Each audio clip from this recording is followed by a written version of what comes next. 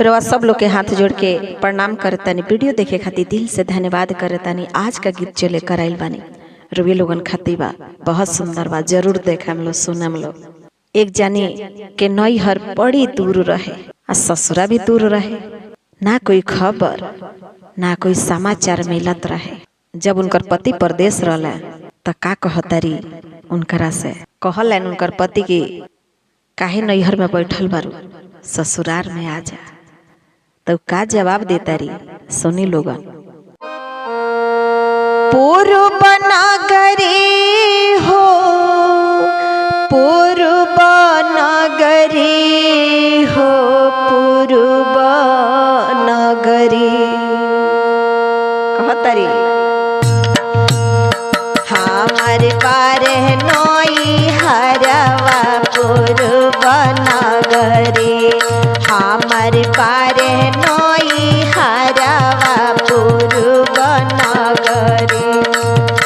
पूर्व नगरी हो पूर्व नगरी हो पूर्व नगरी, हमारे पारे नई हरवा पूर्व नगरी, हमारे पारे नई हरवा पूर्व नगरी कहतरी।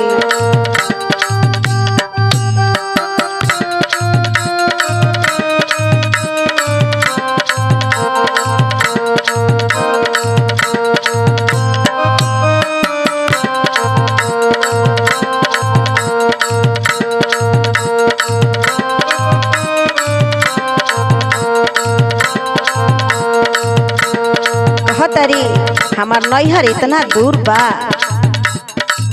कि 7 समुंदर पार करके जाए के पड़ेला, कैसे आई जाई बाबा हमार इतना दूर बियाह कर दहले। कहतरी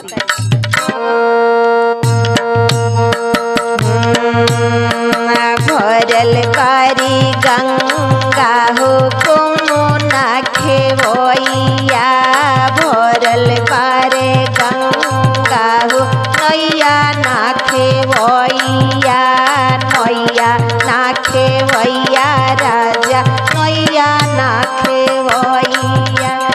मिले नाही हमारा कौन खबरी हो कौन खबरी, मिले नाही हमारा कौन खबरी हो कौन खबरी।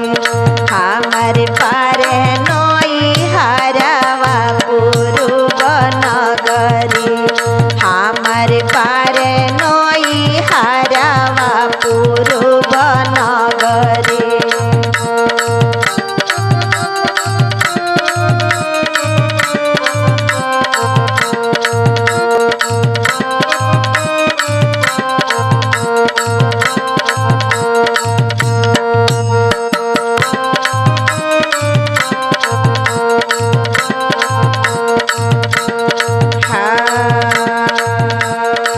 ससुर हमारे घरवा में पड़े हो बूढ़ा, ससुर हमारे घरवा में पड़े हो बूढ़ा, पड़े हो बूढ़ा हो पड़े हो बूढ़ा। वो कैसे आई है बूढ़ा बारन तो उनानु आई है सुना।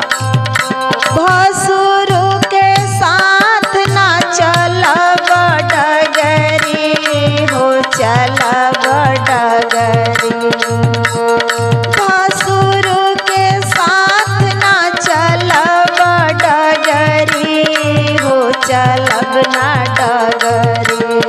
हमर पारे नई हरवा पूर्व नगरी, हमारे पारे नई हरवा